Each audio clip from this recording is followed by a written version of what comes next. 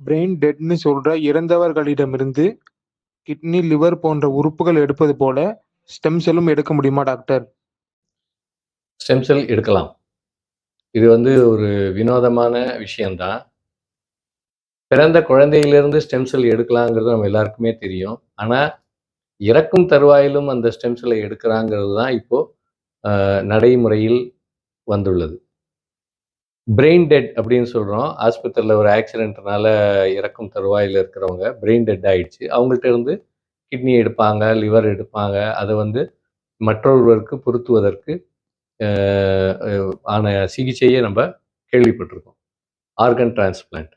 அப்ப இதே மாதிரி இறக்கும் தருவாயில் அல்லது பிரெயின் டெட் ஆகி இருக்கக்கூடிய அந்த நபரிடமிருந்து போன் மேரோல இருந்து ஸ்டெம் செல்ஸையும் எடுத்து சேவ் பண்ணி வச்சுக்கலாம். சேவ் பண்ணி வைத்துக்கொண்டு அதை ஸ்டெம் செல் சிகிச்சைக்கு தேவைப்படுகின்ற நோயாளிகளுக்கு அதை யூஸ் பண்ணலாம். இது மாதிரி எங்கேயாவது பண்ணியிருக்காங்களா டாக்டர்? எஸ், இது மாதிரி செய்திருக்கிறார்கள். அங்கு ஒன்று இங்கு ஒன்றாக பல வருடங்களாக செஞ்சிருக்காங்க. ஆனா இப்போ ஆசியம் அப்படின்னு ஒரு கம்பெனி அமெரிக்கால யூனிவர்சிட்டி ஆஃப் உட்டா அங்க இதை ஒரு ஸ்ட்ரீம்லைன் பண்ணி ஒரு புரோட்டோகால் வைத்துக்கொண்டு எப்படி இது மாதிரி இறந்தவர்களிடமிருந்து மற்ற உறுப்புகளை எடுப்பது போல போன் மேரோலிருந்து ஸ்டெம் செல்ஸ், போன் மேரோங்கிறது இவங்களுக்கு வெர்டிப்ரா, அதாவது முதுகு தண்டு எலும்புல உள்ளுக்குள்ள ஸ்டெம் செல்ஸ் இருக்கும்.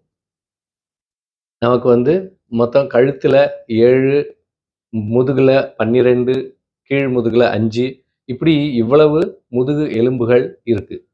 ஸோ இவ்வளவு முதுகு எலும்புகள் இருக்கும் பொழுது அதிலிருந்து சில எலும்புகளிலிருந்து மஜ்ஜையை, போன் மேரோ, அதை நீடில் போட்டு எடுத்துடலாம். அந்த மாதிரி எடுத்து அதை ஃப்ரீஸ் பண்ணி ஸ்டோர் பண்ணி எந்த பேஷண்ட்டுக்கு இது மாதிரி ஸ்டெம் செல் தேவைப்படுகிறதோ, கேன்சர், பிளட் கேன்சர்னால ஸ்டெம் செல்ஸ் தேவைப்படக்கூடிய பேஷண்ட்ஸ் இருப்பாங்க, அல்லது தாலசீமியா, சிக்கிள் செல் அனீமியா போன்ற வியாதிகளினால் அவஸ்தைப்படுபவர்களுக்கு இந்த மாதிரி ஸ்டெம் செல் தேவைப்படும்.